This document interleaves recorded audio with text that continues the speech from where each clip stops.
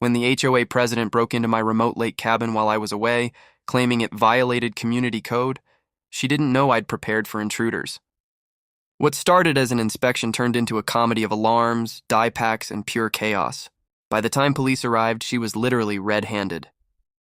My name's Evan Cole, and I'd bought my lake cabin for peace, not politics. Nestled in the pine-covered hills of northern Montana, my cabin sat on 10 acres of private land beside Crystal Lake. The nearest neighbor was nearly half a mile away, and that's exactly how I liked it.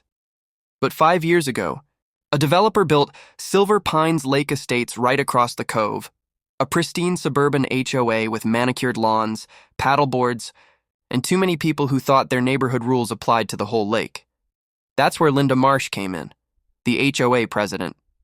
Imagine a hawk in pearls and khakis, always armed with her iPad and HOA handbook like a sheriff's badge. She loved two things: authority and attention. At first, it was little things and letters in my mailbox, reminding me that all lakeside properties must adhere to HOA landscaping guidelines. Then came complaints about my unsightly dock, my non-regulation fence, and the noise from my generator. I wrote back the same answer every time. Not in your HOA, not your business.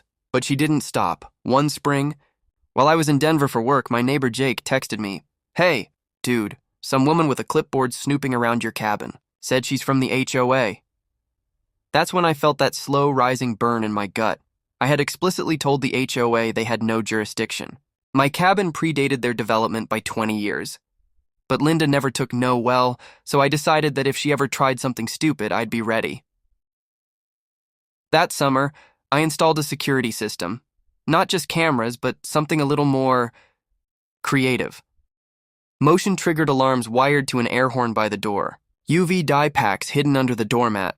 Harmless, but would stain skin purple for days. A tripwire alarm connected to a confetti cannon. Yes, I had a sense of humor. And for good measure, a fake pressure sensor panel under the rug connected to a siren that screamed like a car alarm. They were all harmless. But they made one thing clear: enter without permission and you'll regret it. I figured I'd never need them. But 2 months later, I was proven wrong. It happened on a Friday afternoon. I was still out of town for a project when my phone buzzed. Motion alerts from my cabin cameras. At first, I assumed it was a raccoon or maybe a delivery. But then I saw her, Linda Marsh, walking right up my front steps with a clipboard, gloves, and 2 other HOA board members following like ducklings. I hit record. Through my phone screen, I watched her pull out a lockpicking kit. My jaw dropped. "Are you kidding me?" I muttered. The moment she slipped the door open and stepped inside, all hell broke loose. First came the air horn, a deafening blast that echoed across the lake. She screamed, dropped her clipboard, and spun around, but the door had already slammed shut behind her. Then the UV dye pack exploded under the mat. A mist of purple powder coated her shoes, pants, and hands. She shrieked as her skin turned violet. The HOA vice president, Rick, stood frozen outside. "Linda, what happened?" "Some kind of chemical." Oh my God, it's burning!" It wasn't. UV dye is completely harmless, just messy. When she tried to step forward, she triggered the confetti cannon. A rainbow burst of glitter and paper shot straight into her hair. She flailed wildly, slipping on the confetti-covered floor, and fell right onto the rug, which triggered the siren panel. The sound was like a car alarm fused with a foghorn. Birds took off from the trees. Her 2 board members bolted. Meanwhile, I was hundreds of miles away, watching the chaos unfold on my phone, barely breathing from laughter. Linda scrambled to her feet, hair coated in glitter, face smeared with purple dye, and started yelling, "He can't do this! This is illegal!" I'm the HOA president. Through the speaker, I activated my intercom. "Hi, Linda," I said calmly. "You're trespassing. The police are on their way." Her head whipped around. You can't threaten me." "I'm already on camera," I interrupted. "Every second of this is being streamed to the county sheriff's office." That wasn't entirely true, but she didn't need to know that. She bolted out the door, still glowing purple under the sun, shouting at her companions to call legal. The camera caught her jumping into her Lexus SUV, leaving a trail of confetti behind her. I sent the footage straight to the sheriff with the subject line: "Evidence of trespass and breaking and entering. Silver Pines HOA President." 2 hours later, my phone rang. Sheriff Daniels was laughing so hard he could barely speak. Evan, son, she's purple. We've got her down here in the station, and she's still trying to file a complaint about your security system. Let me guess, I said. Says she was just conducting an inspection? Exactly that, he chuckled.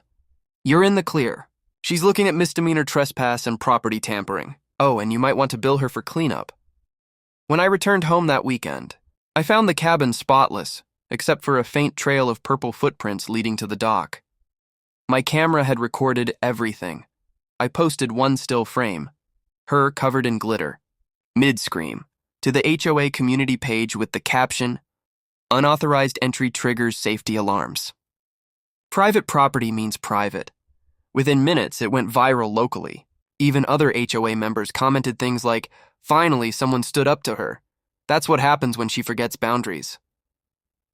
I thought it would end there, but Karen, sorry Linda, was not the type to admit defeat. A month later, she tried to sue me. The claim? Emotional distress, humiliation, and physical harm caused by dangerous booby traps. My lawyer, Carla Jennings, took one look at the paperwork and laughed so hard she nearly spilled her coffee. Evan, she broke into your home. This'll last 10 minutes in court. Still, we filed a counterclaim for damages and legal fees. When the hearing date came, Linda arrived in full force. Professional suit, pearl necklace, and still a faint tint of violet in her fingernails that she couldn't quite scrub out. Her lawyer stood up first. Your Honor, my client was attempting to perform a community inspection of a property believed to be under HOA jurisdiction. The defendant's use of hazardous devices constitutes an act of malicious intent, Carla cut in. My client's cabin predates the HOA by 2 decades. He's not and has never been under their jurisdiction. Additionally, all so-called hazardous devices were harmless noise and die alarms, legal and non-lethal deterrents. The plaintiff broke and entered. Then she played the video footage. The courtroom erupted in laughter. Even the bailiff smirked as Linda's purple-stained face and confetti-covered hair appeared on the screen. When the judge finally managed to compose himself, he looked directly at Linda. Ms. Marsh, what made you believe you had the right to enter this property? She stammered. I was conducting an inspection. Without permission? It's part of my role as president of an HOA that doesn't govern this property, the judge said sharply. Case dismissed. And frankly, you're lucky Mr. Cole didn't press felony charges. I tried not to smile as the gavel came down. Outside, as we left the courthouse, Carla turned to me and said, You should frame that video still. It's art. I did one better. I printed it and hung it right over my fireplace, captioned, Unauthorized entry, glitter optional. The county sheriff even dropped by a few days later. Word spread, he said, grinning. Nobody from the HOA's gonna come within 100 yards of your cabin again. And they didn't. A month later, the HOA board voted Linda out. Seems her purple rampage had embarrassed them beyond repair. Now, when I sit by my dock at sunset and watch the water shimmer gold, I sometimes glance up at that photo, glitter still floating midair. Her expression halfway between rage and shock and a smile. Peace at the lake isn't about isolation. It's about boundaries. And if there's one thing Linda, finally learned, it's that crossing mine comes with colorful consequences.